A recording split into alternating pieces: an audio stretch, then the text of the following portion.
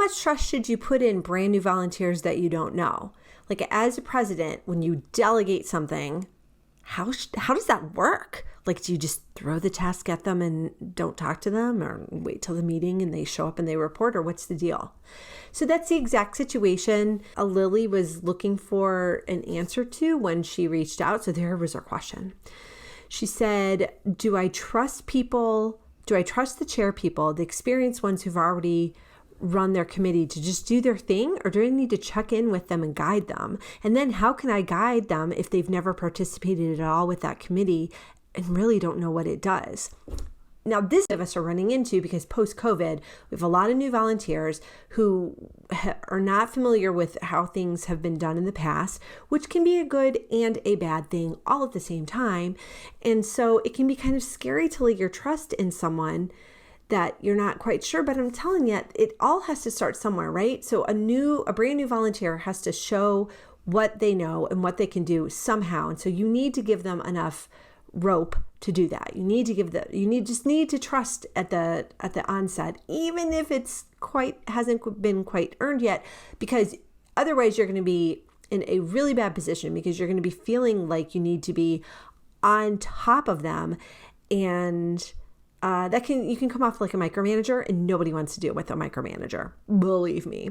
For the experienced leaders, definitely want to be checking in with them and offering them support. When you have trusted leaders like that who show up and continually do what they're asked to do what they say they're going to do, and always follow through, those are your good as gold.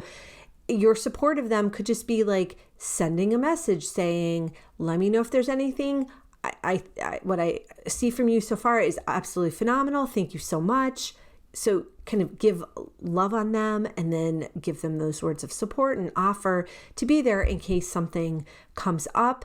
And then for the newbies, you'd want to do the same thing.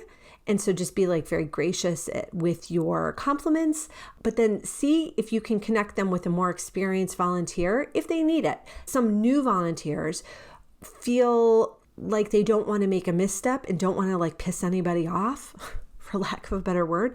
And some people just kind of go in whole hog, and sometimes they make a misstep, but sometimes they don't. You're just going to have to ask to see kind of how they are. And maybe if you don't know them very well, maybe just ask and say, are you the type of person who you would like some guidance because you don't want to make a misstep, or do you feel fairly confident that you're going to be able to handle this and you don't need the extra support? Their answer to that question is really going to guide you on how much support to give them and how much guidance to give them. If you have someone who's saying, I totally have this, no problem, then you're just going to want to check in with them just to make sure that everything is going smoothly as they expected, and see if there's anything that you can do to help support them. For the volunteers that are new and are maybe a little more gun shy and aren't exactly sure what to do, then definitely you're going to want to pair them up with somebody more experienced. And I highly suggest you delegating this task to somebody else that you trust, so that it doesn't all fall on your plate. And because there's just so much to keep track of as president.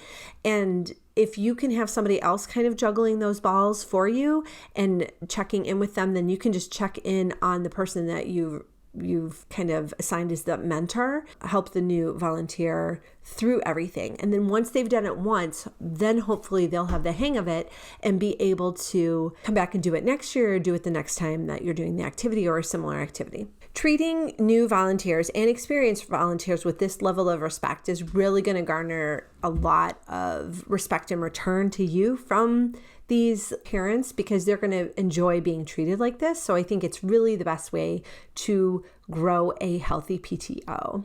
So I hope this has been so helpful. And if you have any other questions, don't hesitate to drop me an email at Christina@PTOanswers.com, or you can drop a comment and I'll respond to you there. And I will see you in the next video.